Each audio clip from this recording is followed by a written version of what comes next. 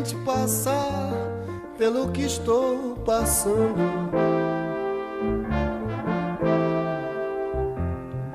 Tente apagar este teu novo engano.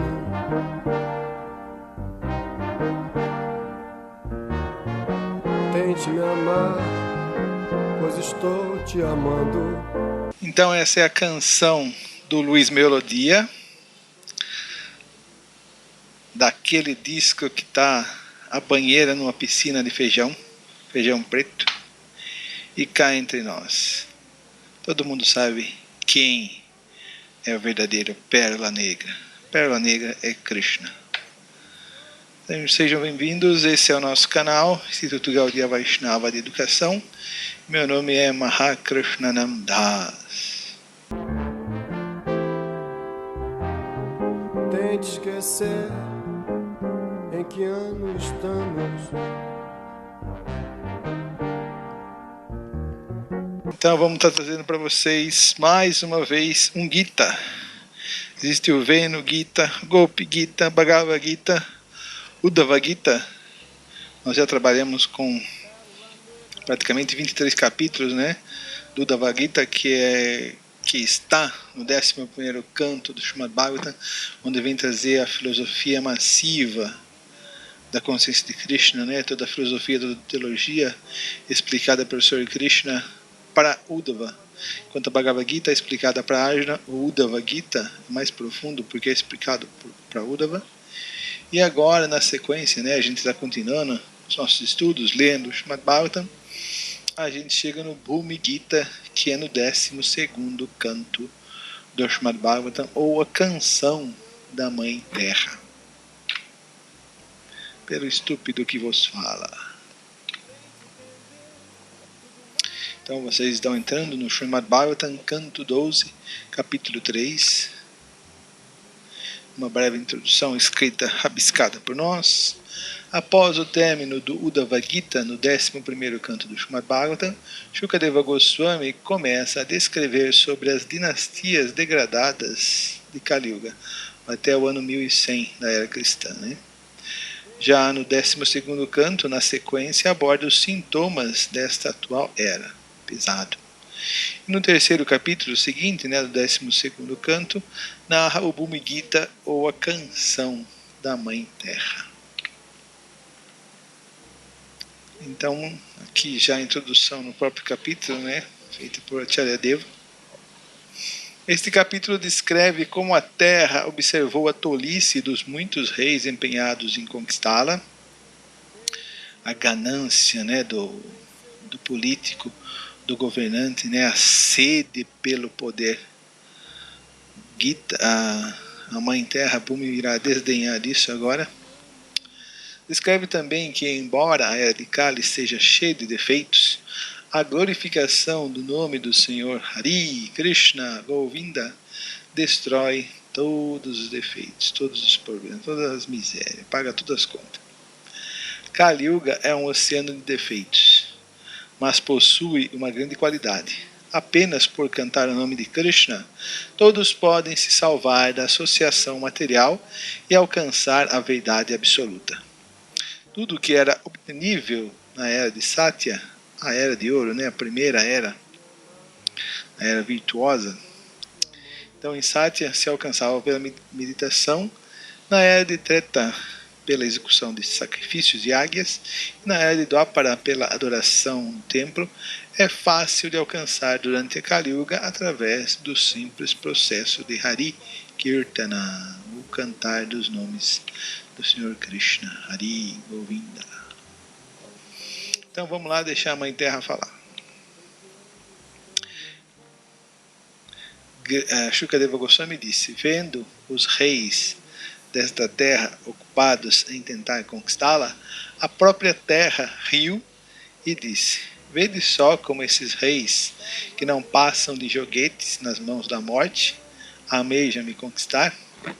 Grandes governantes da humanidade, mesmo os que são eruditos, deparam com frustração e fracasso devido à luxúria material.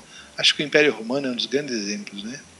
Levados por tal luxúria, esses reis depositam enorme esperança e fé num amontoado de carne chamado corpo, ainda que a moldura material seja tão fugaz quanto bolhas de espuma no oceano, na água. Esse foi o verso 2. Os reis e políticos imaginam: primeiro conquistarei meus sentidos e mente. Em outras eras, né? Não os políticos ou governantes atuais. Depois dominarei meus principais ministros e me livrarei das picadas de espinho de meus conselheiros, cidadãos, amigos e parentes, bem como dos guardadores de meus elefantes. O cara que estaciona os carros, né? Desse modo, aos poucos conquistarei a terra inteira, porque os corações desses líderes estão atados por grandes expectativas, eles deixam de ver sua morte iminente.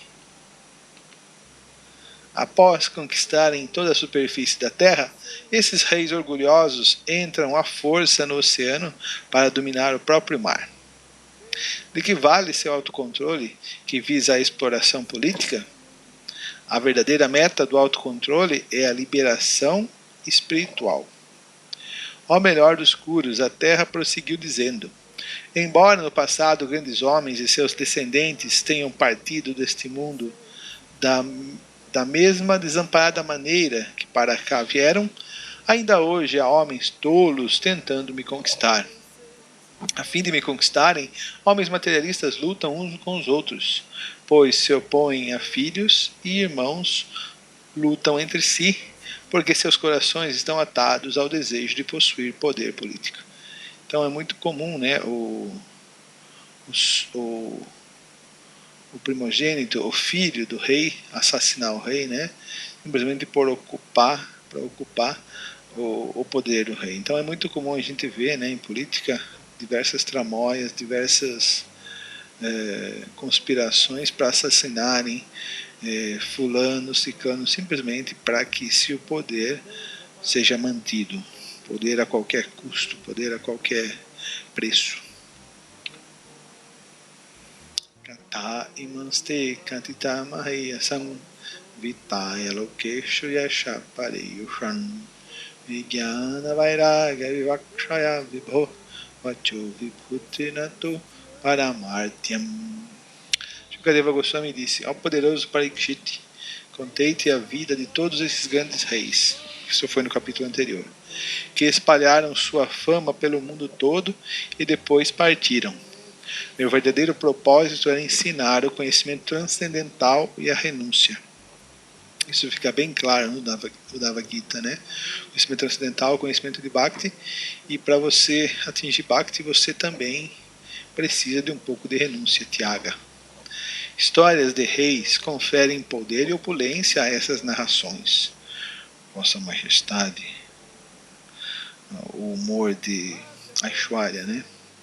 Mas não constituem em si mesmas o aspecto último do conhecimento. Okay? Krishna Bhakti está além da opulência, além de toda a majestade, de toda a realeza, de toda a aristocracia. Aqui então Mahavakya, grande instrução.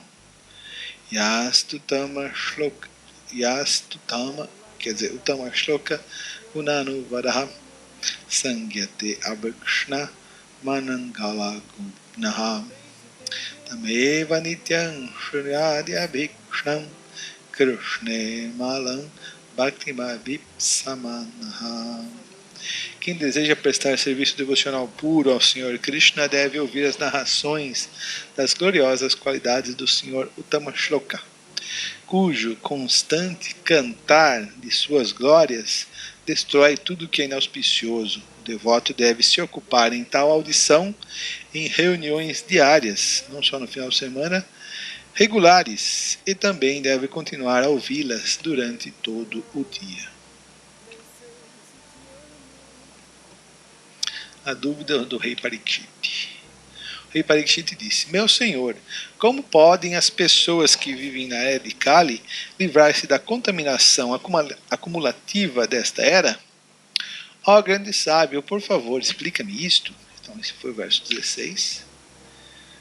Não, esse não é Maharaj Parikshit pensando em dúvida. É aqui o barquinho da Lady Kali. O bonde de Prabhupada. A religião e as eras. Então, lembre-se que o touro simboliza, né, a religião. Shukadeva Goswami disse: meu querido rei, no princípio, durante Satya Yuga, a era da verdade, a religião está presente com todas as suas 4 pernas intactas e é muito bem mantida pela gente daquela era. Essas 4 pernas da poderosa religião são a veracidade, misericórdia, austeridade e caridade. Então aqui a palavra dana aparece, né, caridade, mas no primeiro canto, passatempo de Maharaj Parikshit envolvendo o touro, a vaca e a personalidade de Kali, lá pela altura dos capítulos 14 a 19 do primeiro canto, então é traduzido como limpeza. Lembra-se, limpeza significa limpeza interna, né? Sempre está pensando em Krishna.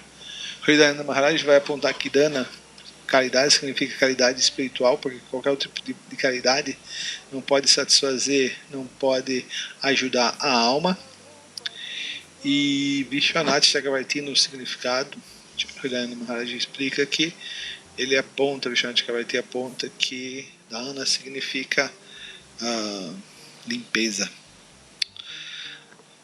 Verso seguinte: as pessoas de Satya Yuga são em sua maioria autossatisfeitas, misericordiosas, amigas de todos, tranquilas, sóbrias e tolerantes. Elas obtêm prazer do seu próprio eu, veem tudo com equanimidade e sempre se esforçam com diligência pela perfeição espiritual. Em Treta Yuga, devido à influência dos 4 pilares da irreligião, mentira, violência, insatisfação e desavença, cada perna da religião reduz-se aos poucos em 1/4. Na era de Treta, os homens se dedicam a cerimônias ritualísticas e severas austeridades. Não são violentos em demasia, nem muito desejosos de prazer sensual. Seu interesse repousa sobretudo na religiosidade, no desenvolvimento econômico e no gozo regulado dos sentidos da Dharmartha, Kama e Moksha. Eles alcançam a prosperidade seguindo a prescrição dos 3 Vedas, ou seja, eles seguem as escrituras, né? Embora a sociedade nessa era se desenvolva em 4 classes separadas, o Varnashram Dharma, ao rei, a maioria do povo é constituída de Brahmanas. Treta Yuga ainda, a maioria são Brahmanas, né? Então veja interessante, né? Já que Dharma, uma das pernas é a veracidade, Satya, a mentira é uma das pernas, né, da irreligião. Já que a Hinsa, a não violência, né, é uma das pernas, violência, inveja é uma das pernas da religião. Já que quando as pessoas estão satisfeitas, elas são austeras. Quando as pessoas são satisfeitas internamente, naturalmente elas são austeras, mas quando elas são insatisfeitas, com a mente descontrolada, naturalmente a insatisfação leva à falta de austeridade, né, alguns dos sentidos, e elas também são briguentas, né? Já que elas são caritativas e limpas, elas se tornam violentas quando a religião predomina. Então, em Satya Yuga, praticamente as pessoas são Paramahansas. Em Treta Yuga, a maioria delas são Brahmanas. Então, em Dwapara Yuga vai haver mais Kshatriyas e Brahmanas. Em Dwapara Yuga, as qualidades religiosas de austeridade, verdade, misericórdia e caridade reduzem-se à metade em virtude de seus correlativos irreligiosos, insatisfação, inverdade, violência e inimizade. Na era de Dwapara, as pessoas se interessam em glória e são muito nobres. Sabe do que eu me lembrei dessa passagem aqui? De Aquiles, né? Quando ele vai consultar a mãe dele, porque ele queria participar da grande guerra, né? de Troia. Então a mãe dele apoia, né? Dizendo que ele ia conquistar a glória. Então, para o guerreiro grego, a glória é algo muito importante, né? Como eu posso imortalizar o meu nome, né? Durante anos, anos e anos e séculos, né? A minha fama, a minha glória de grande guerreiro. Então essa era uma preocupação muito dos gregos, e interessante que isso ainda para Yuga, né? Ou seja, 2500, 2800 anos atrás, né? Coincidia, né? Porque Kali Yuga começou há cerca de 5.000 anos atrás, mas a gente ainda vê esse vestígio, né, no começo de Kali Yuga, né, no ideal do guerreiro grego, né. Na era de Dwapara as pessoas se interessam em glória, são muito nobres, né. Então é a era dos kshatras, né, Dwapara Yuga. Dedicam-se ao estudo dos Vedas, possuem enorme opulência, sustentam famílias grandes e desfrutam a vida com vigor. Das 4 classes, os kshatriyas e brahmanas são os mais numerosos. Já na era, já no momento que nós estamos falando da Ilíada, da Odisseia, 2.800 anos atrás, já havia já mais uma escassez de brahmanas, né? Mas o espírito kshatriya é muito ativo, vê-se muito dos elementos do espírito kshatriya, né? nas epopeias de Homero.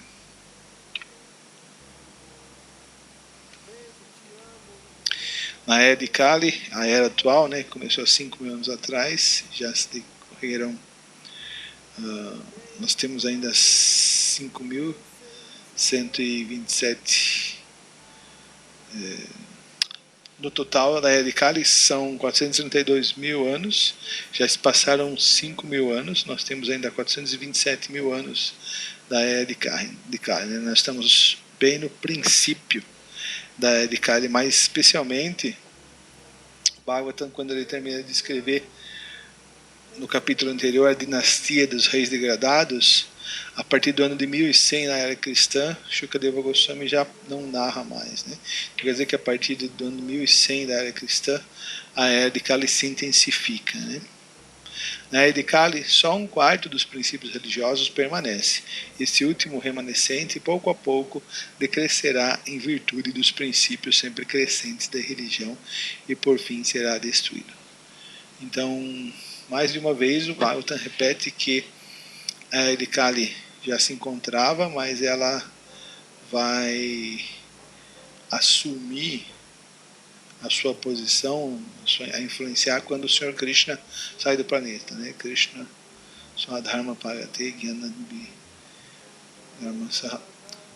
Quando Krishna sai do planeta, o Bhagavatam explica que a religião, o conhecimento vão embora com ele, então a era de Kali pode entrar. E Maharaj Parikshit deu um lugar para que ela pudesse se estabelecer, né, onde existisse jogatinas, jogos de azar, onde existisse matança de animais, onde existisse prostituição e intoxicação. Ouro também. Na era de Kali, os homens tendem a ser gananciosos, mal comportados e desumanos, e brigam uns com os outros sem uma boa razão. Desafortunado e assediado por desejos materiais, o povo de Kali Yuga é quase todo composto de shudras e bárbaros.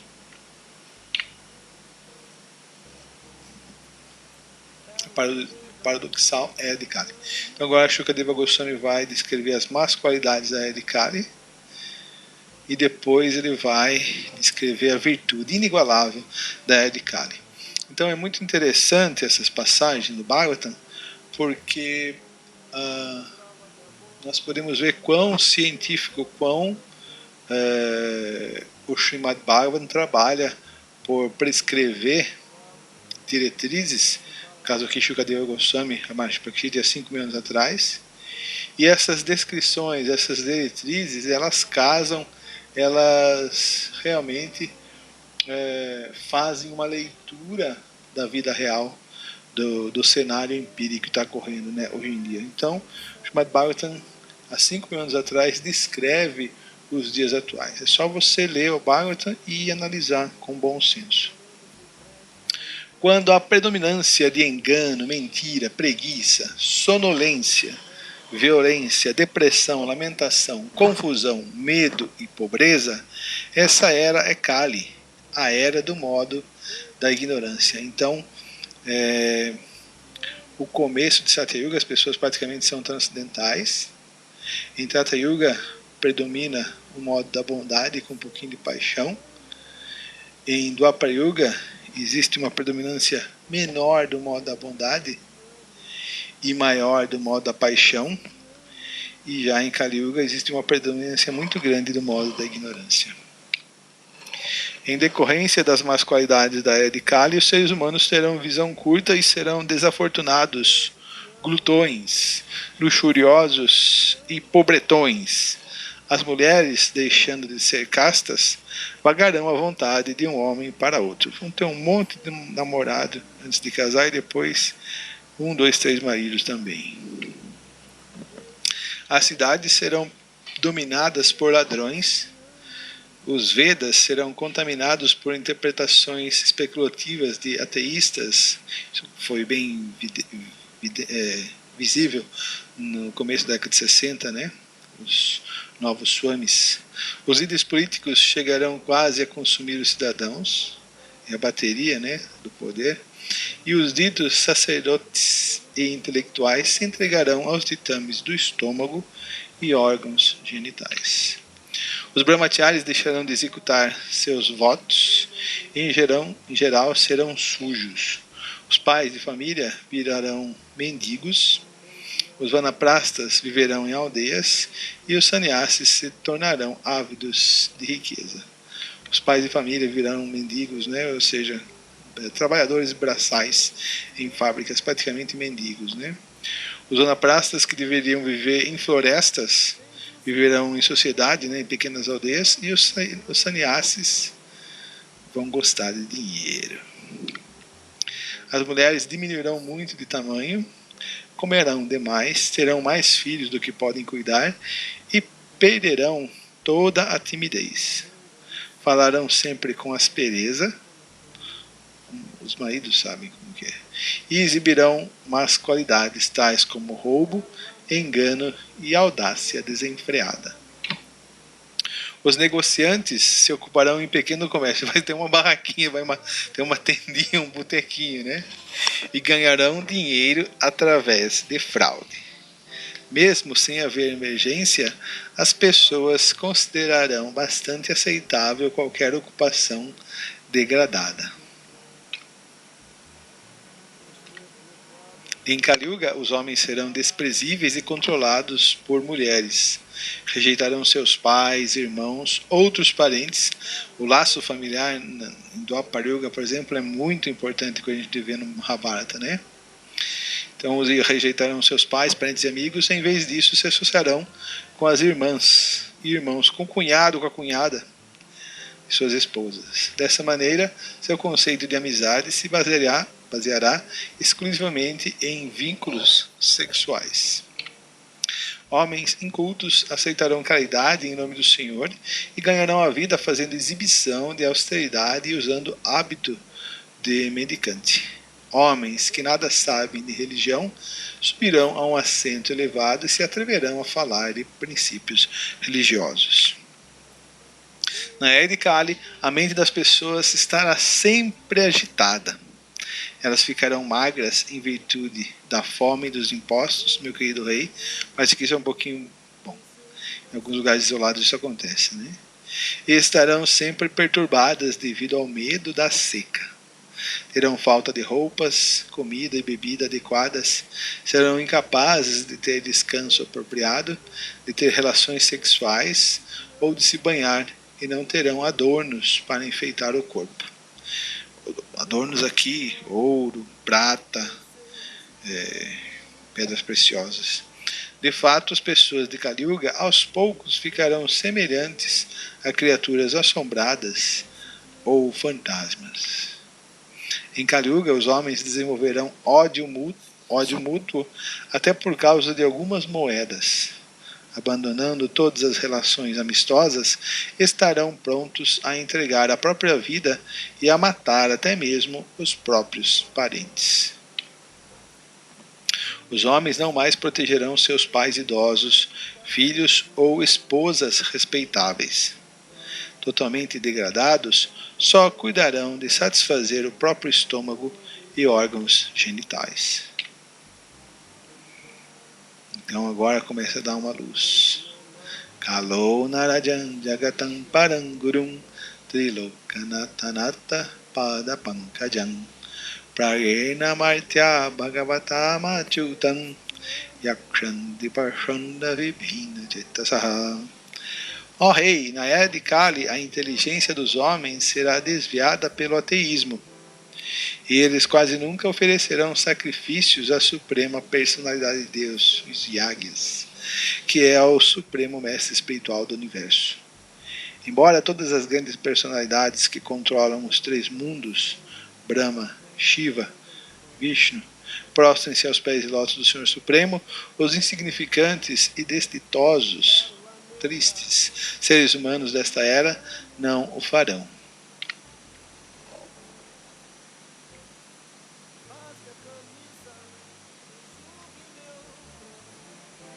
A redenção da era de Kali Yuga.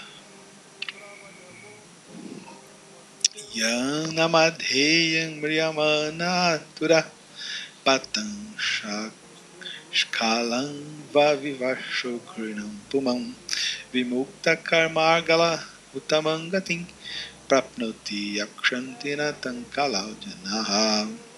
Aterrorizado e prestes a morrer, um homem sucumbe em sua cama, embora sua voz esteja embargada e ele mal saiba o que está dizendo. Caso entoe o santo nome do Senhor Supremo, Hari Krishna Govinda, poderá se libertar da reação do trabalho fruitivo e alcançar o destino supremo, o lar, Goloka Vrindavana. Mas ainda assim, as pessoas na era de Kali não adorarão o Senhor Supremo. Análise da situação em Kali. Punsam Kalikritam Dosham Dravya Deshatma Sambhavam Sarvan Harati Chittasto Bhagavan Purushottamaha. Em Kali Yuga, os objetos, os lugares e mesmo os indivíduos estão todos poluídos. A onipotente personalidade de Deus, todavia, pode remover toda essa contaminação da vida daquele que fixa o Senhor dentro de sua mente, dentro de seu coração. Olha só que interessante essa observação feita por Shukadeva Goswami. Em Kali Yuga, os objetos, os lugares e mesmo os indivíduos estão todos poluídos. Então, Kali Yuga, tudo é contaminado. Os alimentos, os objetos, tudo. Então, aqui dá para a gente derivar uma crítica que quando a pessoa se vincula a uma ideia, por exemplo, eu vou ser uma pessoa muito moral simplesmente por não comer nada derivado de animais, né? Eu vou me tornar um vegano. Quando uma pessoa comum tem esse tipo de pensamento, isso é muito nobre, isso é muito elevado. Mas quando um Vaishnava chega a ter esse tipo de conclusão e deseja seguir uma dieta vegana, isso demonstra uma fraca adesão ao conhecimento dos Vedas, ou seja, essa pessoa conhece muito pouco os Vedas, porque os Vedas, o próprio Shukadeva Goswami, os grandes sábios, os grandes Mahajanas, eles têm consciência que em Kali Yuga é tudo contaminado, tudo poluído. Os alimentos, as coisas, os lugares, as pessoas. Então o que você vai fazer para se livrar dessa contaminação? Simplesmente você vai assumir uma renúncia seca, árida dessas coisas, desses itens? Qual seria a solução? Shuddha Sankirtito Dhyata Pujitas Chadrito Piva Nridandhunoti Bhagavan Ritisto Janmayuta Shubham.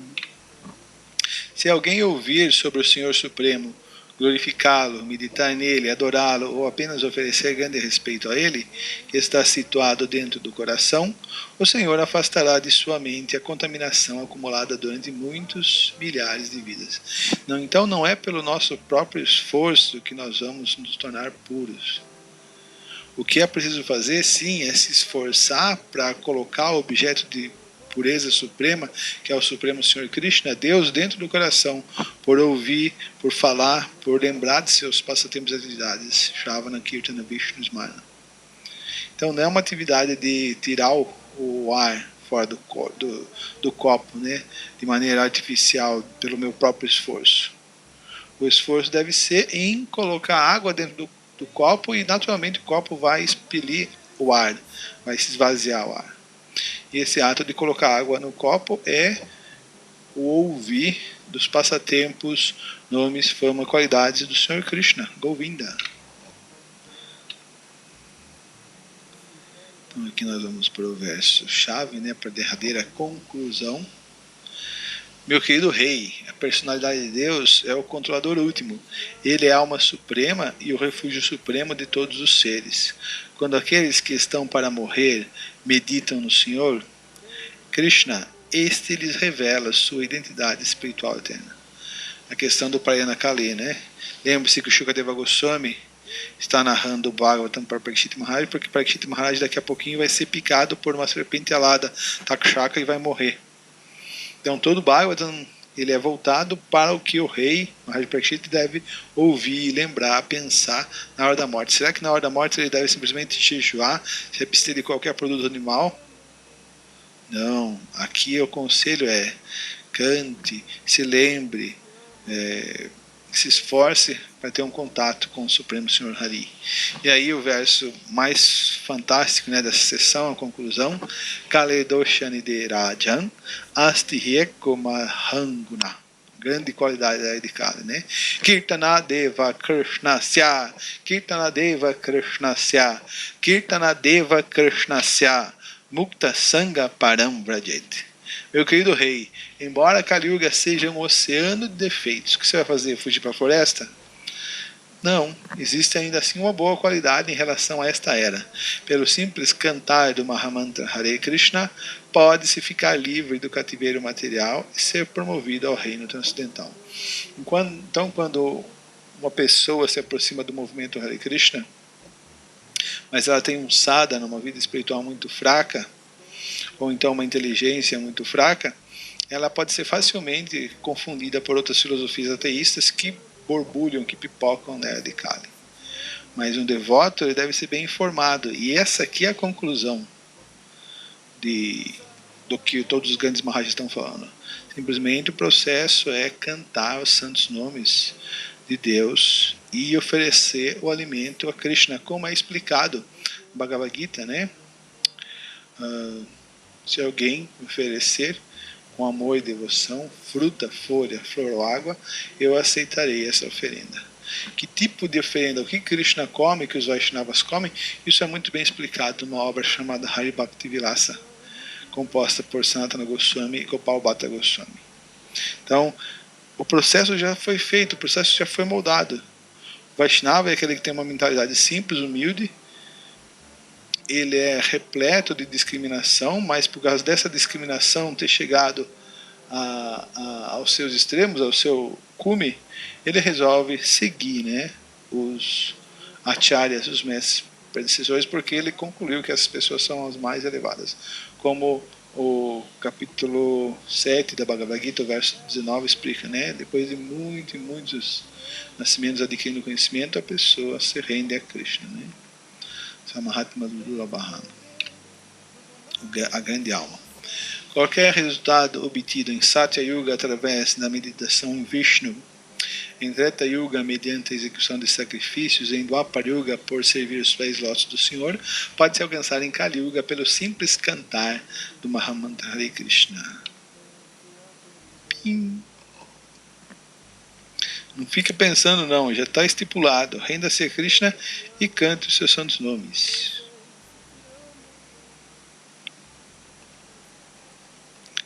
E Krishna, Shila Prabhupada aqui já. Então a gente termina por aqui mais uma videoaula. Aqui nós trabalhamos com o Bhumi Gita, como a era de Kali é uma grande era, que simplesmente por cantar os santos nomes nessa era, como o Sr. Chaitanya e o Sr. Nityananda vieram trazer, como o Shila Prabhupada veio propagar pelo mundo todo, você alcança a joia mais elevada, que é Krishna Prema Bhakti, amor puro por Deus. Ok?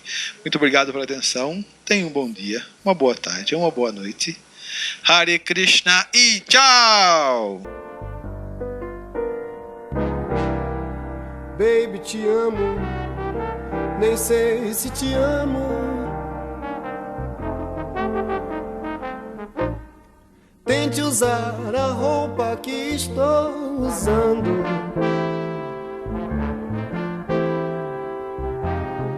Tente esquecer em que ano estamos. Arranje algum sangue, escreva no pano.